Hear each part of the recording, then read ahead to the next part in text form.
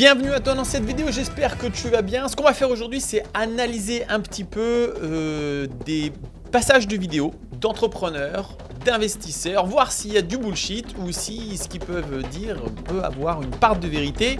C'est parti!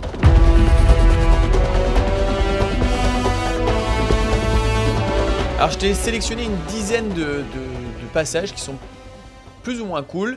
Reste bien jusqu'à la fin, j'ai gardé mon préféré pour la fin. Si tu gagnes 12 € de l'heure avec ton travail actuel, désolé de te le dire, mais tu es un esclave. Mais ne t'inquiète pas, je vais t'expliquer pourquoi et comment tu peux changer tout ça. Ok, tu vas me dire, j'ai pas le choix, je suis obligé de travailler, c'est alimentaire, etc., etc., etc. Bullshit. Tu peux faire autre chose de ta vie. Sauf que, il te faut un petit peu de courage, il te faut un peu d'abnégation, mais tu es capable de le faire. Au fond de toi, tu as ces compétences. Crois-moi, c'est un instinct primitif. Il faut juste que tu passes au-delà de tes croyances limitantes et comprendre que sur Internet, gagner 20, 30, 40, 50 € de l'heure est très facile et accessible à tout le monde. Il existe tout un tas de plateformes comme Lionsgate. Alors déjà, effectivement, il y a beaucoup de personnes qui comprennent pas que oui, travailler pour 12 € de l'heure ou 13 € de l'heure ou 15 € de l'heure, c'est effectivement de l'esclavagisme, étant donné qu'en réalité, si tu travaillais pour toi, tu pourrais gagner énormément plus. Mais comme il le dit, on utilise souvent ça en excuse en disant « ouais, c'est alimentaire, j'ai pas trop le choix ». Oui, je suis vraiment d'accord avec lui, il faut prendre ton courage à deux mains, te lancer pour gagner de l'argent en travaillant pour toi. Qui vont te rémunérer jusqu'à 25 € de l'heure pour tester des applications, pour donner ton avis sur tel et tel site web, pour travailler comme un esclave aussi, mais sur Internet. Et du coup, tu doubles ton tarif horaire. De 10 ou 12 €, tu vas passer directement à 25 €. Tu vas bien. Alors là, il te donne un petit conseil, tu vois, pour dire qu'il y a des choses complémentaires que tu peux faire. J'ai pas trop envie de te dire de t'encourager là-dedans, même si effectivement 20-25 € de l'heure, ça commence à être beaucoup plus sympa. Mais oui, il faut juste que tu comprennes que effectivement, quand on travaille pour un employeur normal et qu'on est payé 15 € de l'heure, et en fait, on gagne que dalle par rapport à ce que tu pourrais gagner en travaillant pour toi. Qu'est-ce que ça veut dire être libre pour toi? Pour moi, la liberté, c'est le pouvoir de choisir ses propres contraintes et de n'avoir aucune de ces contraintes imposées par qui que ce soit. Ni l'État, ni la religion, ni la société, ni les amis, ni la famille. Ça veut pas dire qu'on peut vivre une vie sans contraintes. Les contraintes sont nécessaires. Tu vois, une vie de liberté, c'est une vie sans responsabilité, sans engagement. Prendre un engagement avec quelqu'un, c'est la forme suprême de liberté. Parce que c'est le contrat entre deux personnes qui, à un moment, décident de limiter le champ des possibles pour bâtir quelque chose ensemble. Et ça, c'est très beau. Et donc c'est pour ça que j'aime beaucoup les contrats. Je n'aime pas les clauses implicites des contrats. Je n'aime pas l'idée que l'État t'impose une certaine vision de la société. Je n'aime pas que la religion t'impose une certaine vision. Tu vois, par exemple, moi, dans ma vie, j'ai des vrais mantras bouddhistes que j'applique, juifs, musulmans. J'ai aimé prendre dans chacune des religions des choses sans jamais leur donner le crédit de la source. Je les fais dans ma vie naturellement parce qu'ils sont librement consentis. Je pense qu'ils sont des bons guides à une vie saine et j'essaye de les appliquer. Donc pour moi, c'est vraiment ça la liberté. La liberté, c'est le refus d'avoir des contrats avec des entités abstraites et de n'avoir des contrats qu'avec des entités réelles. Et que tes limites sont toujours avec une entité réelle, jamais avec une entité abstraite. Qu'est-ce que ça veut dire? Alors bon, on connaît le personnage, il peut être drôle parfois, peut-être il est un peu... Parfois, il peut peut-être un peu abuser. Mais en tout cas, il dit quand même des choses intéressantes sur cette vidéo. La liberté. Et effectivement, la liberté, pour la côtoyer régulièrement, c'est le fait d'avoir le choix. T'es pas obligé de quitter ton boulot, t'es pas obligé de quitter ton style de vie, mais tu as le choix. Si tu veux le faire demain, tu peux le faire parce que tu as investi, tu as mis en place des systèmes qui travaillent à ta place et donc forcément, tu es libre de faire ce que tu veux. Et ça, c'est très important parce que, tu vois, il parle de contrat. Oui, c'est vrai que quand tu signes un contrat avec ton employeur, tu dois aller bosser. Tu n'as pas vraiment le choix. Si tu ne peux pas faire ce que tu veux, si tu ne vas pas travailler 2-3 jours parce que tu as un petit coup de mou, lui, il ne va pas aimer ça. Alors que quand tu travailles pour toi, quand tu as mis en place des investissements, tu n'as plus aucune obligation et tu fais ce que tu veux. Tu peux bosser si tu veux, mais tu n'es pas obligé de bosser. Et ça, c'est vrai que c'est une liberté qui est absolument dingue.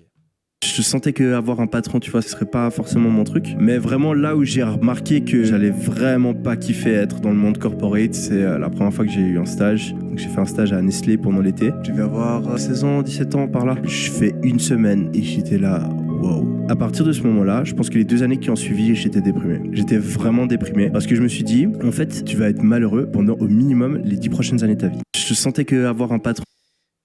Alors, perso, moi j'ai vécu une énorme frustration en étant salarié et il n'y a pas un jour où je me suis dit qu'est-ce que je fous là quoi. Et enfin, je me suis pas dit qu'est-ce que je fous là, je suis en train de foutre ma vie en l'air. Donc, tu ne dois pas, d'après moi, vivre une vie de frustration. Tu ne dois pas vivre une vie d'être triste. Parce que au-delà du fait que tu n'aimes pas ce que tu fais, tu es en train d'impacter ta vie à long terme. C'est en train de tuer ta créativité, ton âme d'enfant. Tu es en train de te ruiner, en fait, intérieurement, je veux dire. Donc, tu ne dois pas être là où tu n'es pas heureux d'être. Et si tu n'es pas heureux d'être à ton travail, barre-toi le plus rapidement possible, surtout que tu sais qu'il y a des solutions alternatives, comme par exemple l'investissement.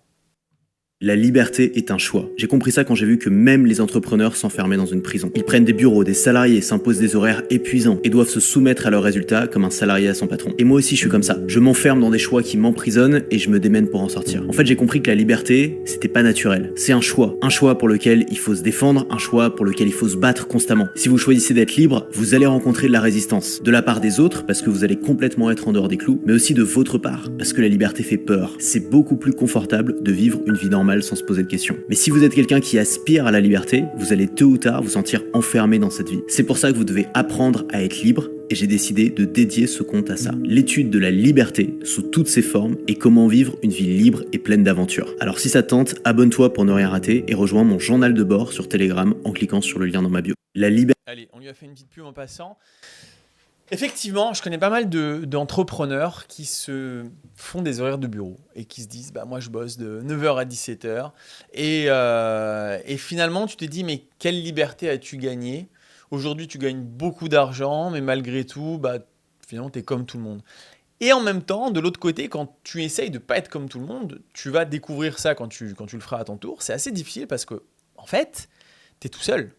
En fait, quand tu n'es pas entouré de gens qui font comme toi et que tu te lèves à 9h du matin et qu'à 10h, il y a du vent, que tu as envie d'aller faire du kite et que tu appelles tes potes, les gars, qui c'est qui veut aller faire du kite avec toi ? Tout le monde te dit, mais mec, moi je suis au boulot. En fait, dans quel monde tu vis ? Je suis en train de travailler, donc non, je ne vais pas faire du kite à 10h du matin avec toi. Donc tu peux te sentir seul, tu peux être absorbé, on va dire, par le schéma classique et c'est dommage, c'est effectivement une lutte sur laquelle il va falloir se battre tout au long de ta vie d'entrepreneur pour te dire attends, j'ai pas fait ça pour avoir des horaires de bureau, je suis libre, je pars en voyage quand je veux, je fais ce que je veux et si j'ai envie de faire 2 ans d'arrêt complet, je fais 2 ans d'arrêt complet mais c'est vraiment très compliqué.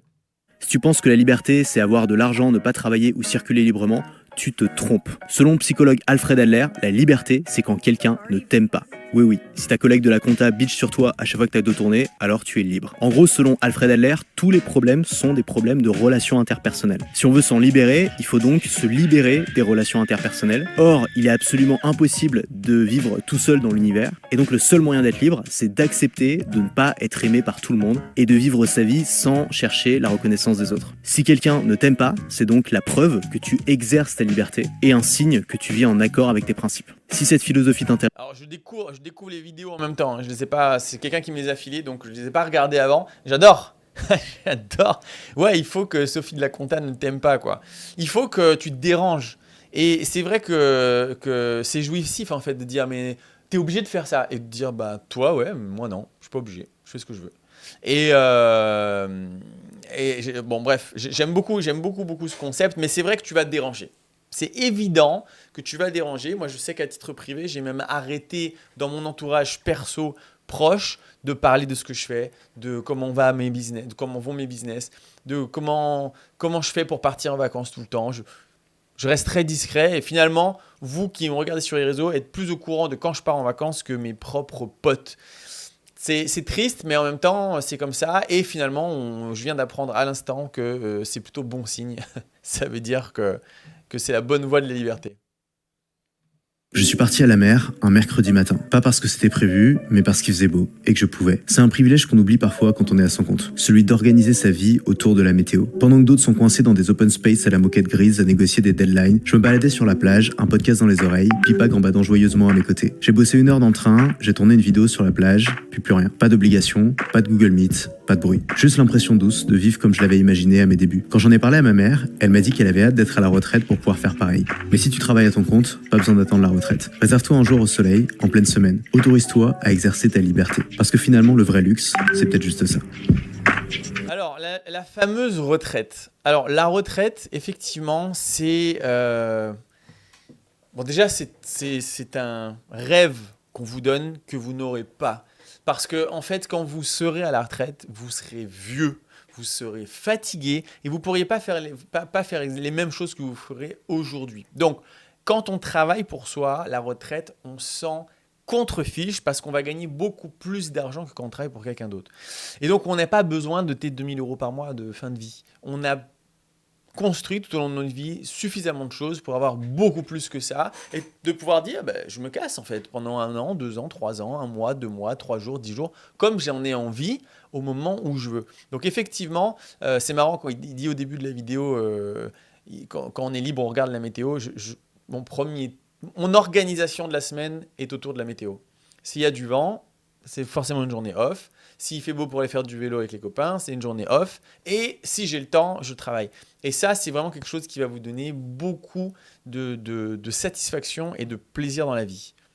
D'ailleurs, avant d'aller plus loin, alors voilà, à partir de maintenant, j'ai mis 3-4 vidéos de quelqu'un que j'aime beaucoup, qui est un milliardaire belge, mais sa façon de penser est d'après moi vraiment la bonne façon de penser pour quand on est entrepreneur et investisseur. Donc je vous ai mis quelques extraits. Si ça vous intéresse vraiment de comprendre tout le fonctionnement que personnellement j'utilise, c'est-à-dire d'avoir plusieurs business, location de voiture, van aménagé, immobilier atypique, achat-revente, je t'invite à t'inscrire avec le lien qui est dans la description de cette vidéo au challenge le plus ouf que j'ai jamais organisé de ma vie et qui se passe du 7 au 11 septembre. C'est entièrement gratuit, ce sera en ligne, ce sera en direct. Tu auras littéralement entre 10 et 15 heures de cours gratuits. Donc, viens t'inscrire, tu vas voir que tu vas apprendre énormément de choses. Mais ce qui est étonnant dans ton parcours, c'est que tu cherches pas à gagner de l'argent. Mais tu peux pas bosser 12 ou 13 heures par jour comme ça pendant tous les jours si t'es pas motivé. Il faut qu'il y ait autre chose. Il faut qu'il y ait autre chose. Alors, maintenant, j'ai mis un bémol à ce que je crois. Alors, je mets une pause là-dessus parce que ça aussi, c'est... Vous avez entendu ce qu'il a dit? Tu peux pas travailler 10 à 12 heures par jour tous les jours. Le gars est milliardaire et il bosse 10 à 12 heures par jour tous les jours. Donc, ça veut dire qu'il est entre 70 heures semaine et 80 heures semaine ou 84 heures semaine. Et là, en fait, on a aussi la réalité de dire, ouais, c'est bien gentil de vouloir être libre financièrement, mais il y a un moment, la réalité, c'est qu'on bosse beaucoup plus qu'un salarié. Un salarié à 35 heures, moi, je ne comprends même pas comment c'est faisable. Je ne comprends pas en 35 heures ce qu'il a le temps, la personne a le temps de faire dans 35 heures de semaine. Je ne comprends pas.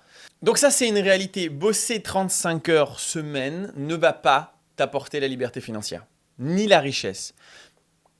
Il faut bosser 10-12 heures par jour et c'est juste comme ça. Mais c'est là où c'est important ce qu'il vient de dire. Il vient de dire tu ne peux pas bosser que pour l'argent.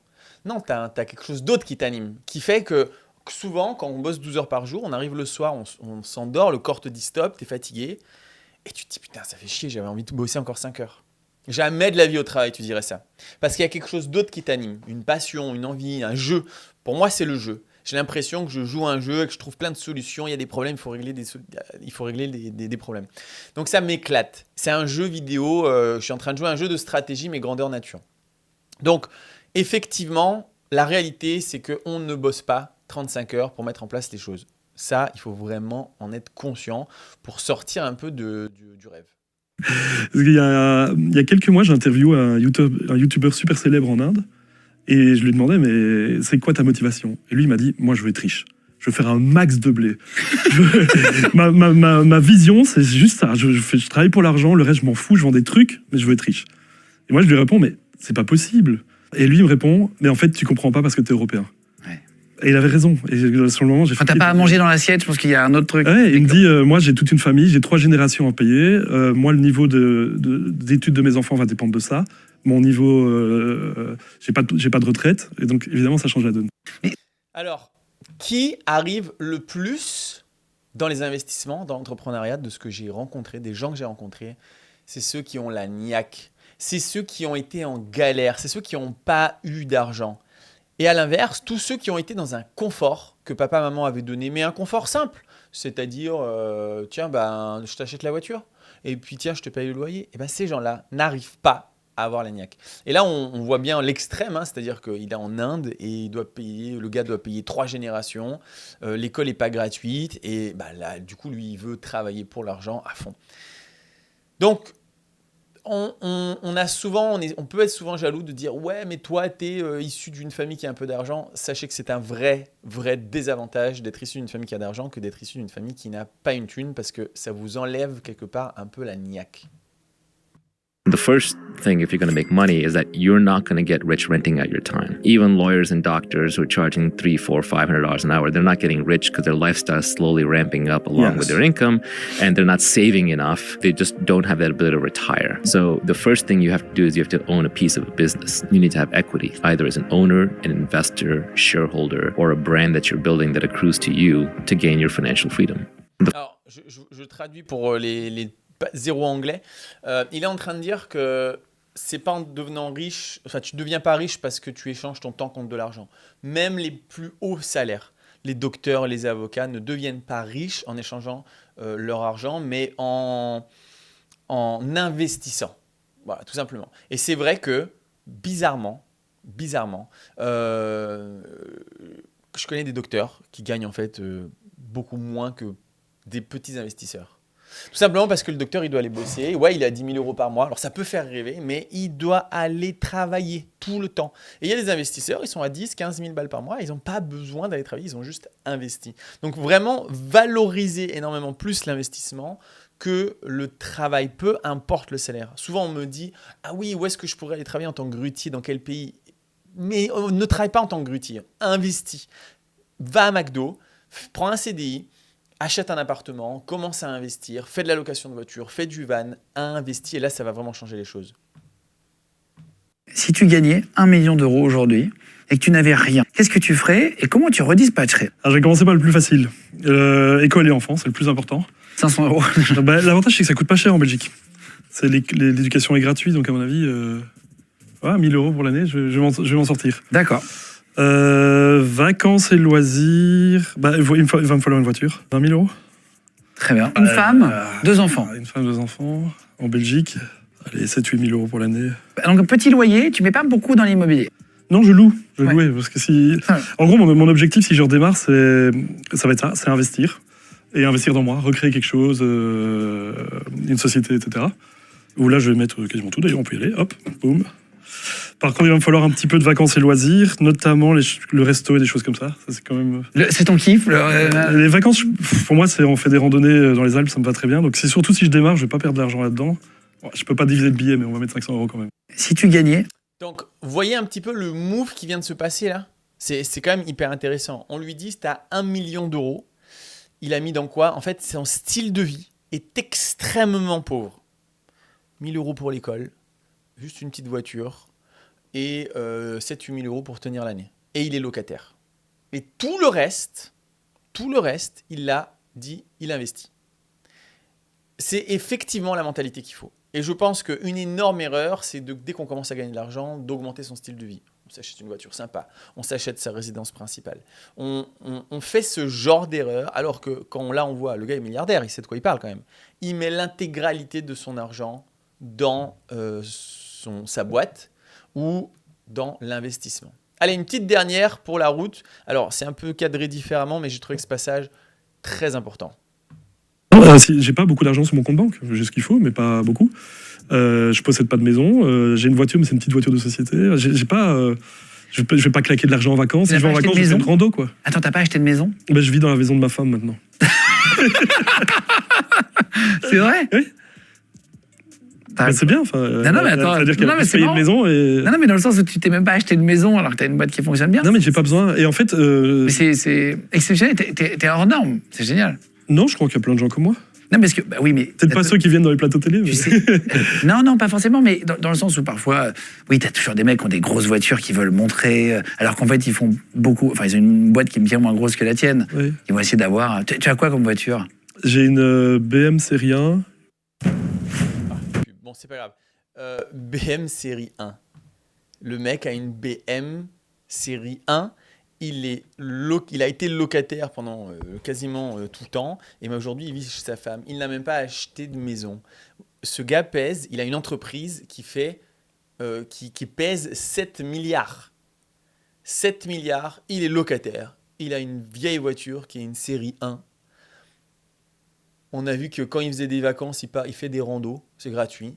Et puis voilà. Et ce gars-là, d'après moi, a vraiment la bonne démarche pour réussir. Et si les gens, n'importe qui, peu importe le salaire que vous faites, vous avez ce style de démarche, vous êtes en mode « je ne m'intéresse pas à avoir ma résidence principale, je ne veux pas une belle voiture, je ne veux pas m'acheter des trucs, j'irai faire des randos dans les Alpes et puis me payer éventuellement un resto une fois de temps en temps », vous êtes certain de réussir parce que tout l'argent que vous allez gagner, vous allez l'investir dans votre business ou dans des placements du genre de l'immobilier, van, etc. Donc, pour moi, c'est effectivement, et c'est vraiment ce que je prône depuis toujours, de dire on ne se paye pas. On ne change pas son style de vie. On investit, on investit, on investit. Et un jour, ouais, on pourra arrêter et là, on aura des vraiment grosses rentes. Mais au début, on n'en profite absolument pas. Je te rappelle que le 7 au 11 septembre, j'organise le challenge le plus ouf que j'ai jamais organisé. Tu as le lien dans la description de ma bio, de la vidéo. Pardon. Alors, c'est quoi ce challenge? C'est 5 jours. On va parler de 5 business différents. Il va y avoir de la location de voiture, de l'immobilier, du van, de l'achat-revente, du multi-entrepreneuriat et puis même des sportifs de haut niveau qui vont venir nous expliquer un petit peu le mindset pour aller toujours plus loin et réussir.